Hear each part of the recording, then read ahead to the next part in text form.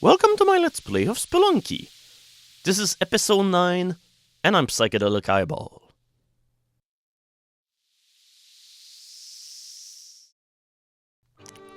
So what do you know, the last attempt that we had at this game ended in success. But that doesn't mean that we're done with this game. There's still a couple of unanswered questions.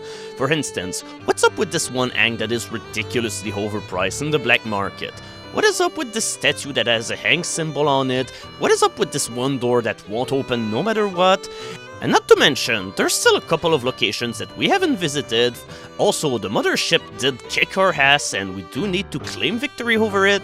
And there's one last mystery which has yet to be elucidated. In Olmec's lair, what's up with this one weird door that you see right close to the lava? So, we're gonna answer all of those questions in due time. So, in the last update, we didn't end up unlocking a whole lot of characters, like this chubby guy right over here, which was one of my early favorites in this game, by the way, but I'm gonna fulfill my early promise and I'm gonna play as Meat Boy. Yuck. Also, you'll have noticed one change into the main lobby. Now, the arch of the door leading to the mines now have these gold gems on both sides. And here we go. We're going into the abyss once again, and for many, many other times. So, how about it? It's great to be back into the mines. I can already feel the rush of the adventure going up to me. So, either way, what are we up to now that the game has been finished once? Well, the next thing that will happen in this one Let's Play will be to make it so that we will get the secret ending of the game, and as for that, we're pretty much gonna have to go through the entire sequence of events that I showcased earlier into the intro of this video, because we're gonna have to get every single one of these items in order to make it to the secret ending. And finally, there's gonna be an alternate secret location that we need to go through first. It's an entire new world which is consisting of 4 levels, just like pretty much any other major place that you go into the game, but it's gonna be far spookier. But we're gonna get to that whenever the time will come. We're definitely not going there until quite some time, because going all the way down here is one of the most challenging feats in the entire game. And we also still have one shortcut that we need to unlock, the one that leads to the temple.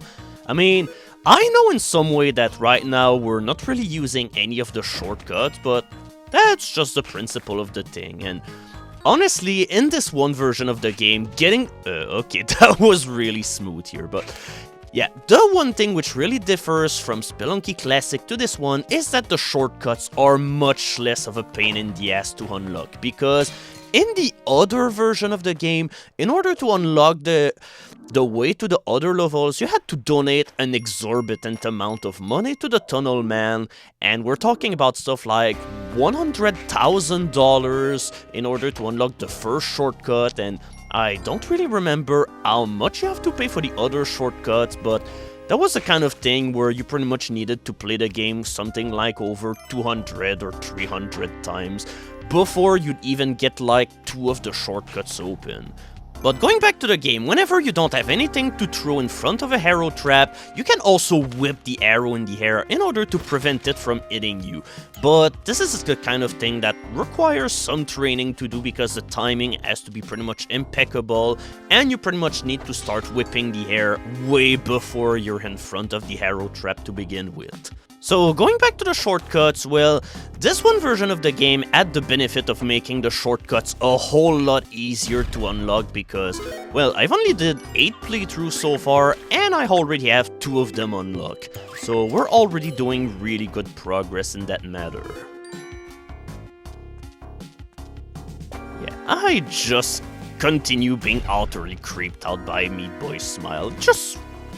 It really doesn't look natural. I mean, he had this kind of cheesy, weird smile in the original game that he comes from, but here it's just magnified to 10,000 shades of creepy. Ugh. Alright, Mansell, you're now into the harm of meat. Surrender to the pleasures of my flesh. Yeah, at this point I probably should just stop going in that one tangent, and we're gonna collect the gold here, because why not? We have a shit ton of bombs, so might as well use them.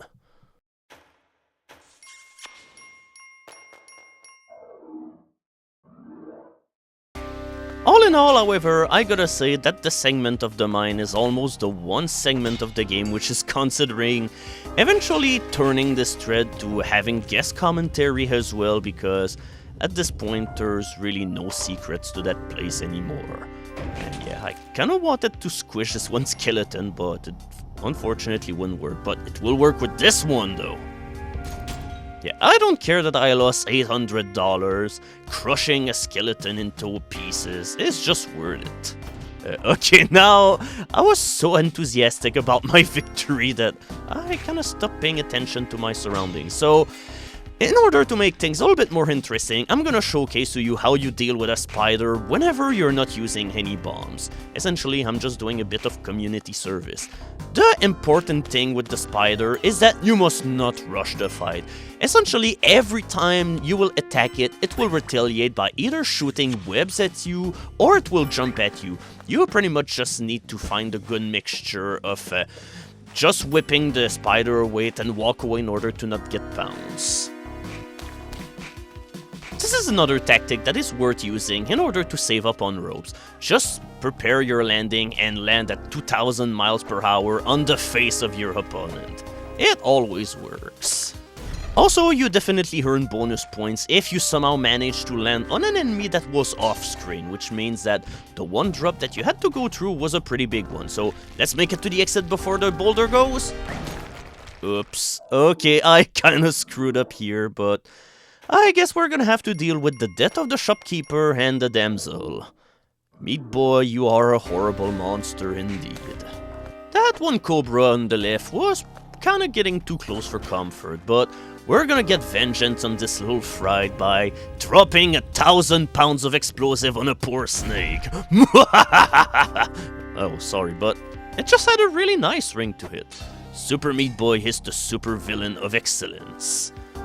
Also, I really hate my misfortune right now. All of these debris and yet Okay, now we've managed to set it up. And it was completely worth it, by the way. With that said, if you can use breakable stuff in order to destroy powder boxes, by all means do so, because these are far easier to come by, and they will make it so that they will not be flung in your face at 2000 miles per hour as soon as you pretty much drop them on the explosive powder box. No, get away, you need to be sacrificed, Ducky. So we got the spring shoes. We got them a couple of updates ago, but I couldn't talk about them. So yeah, the spring shoes just pretty much double your jumping height. They're pretty damn good at what they do, by the way. In overall, the spring shoes were a pretty poor item in the original Spelunky, but honestly the controls in the original Spelunky were not as tight as in this one version. Right now, we're pretty much having a far better experience with this. So, might as well pay a visit to the shopkeeper. With sticky bombs, every shop is open to you, even when you're wanted. Okay, where is this one sticky bomb hanging from? Alright, now we've got the bullseye, so let's see if the reward was worth it. Oh, we get a new item. It's the teleporter. One of the weirdest items in the game, but whenever you know how to use it, it can be very marvelous. For instance, I just killed this one shopkeeper by telefragging him. But, oh, okay, I figure I'm gonna bring the teleporter along because why not? After all, I do need to showcase it a little bit. The teleporter can either be a huge boon or pretty much a self-destruction mechanism because it teleports you around without having much regard of your surroundings. Sometimes the teleporter will compensate for obstacles and walls that are in the... Oops. Alright, come on, I want you... I guess I was too much in a hurry in order to do anything constructive with this one playthrough, so... Yeah, I thought for 1 second that we would have been able to snap out of it, but... I guess it just wasn't Meat Boy's day, so... Good riddance. Goodbye, Meat Boy. You will be missed. So, coming up next, we're gonna finally obtain the hunk and figure out what it does.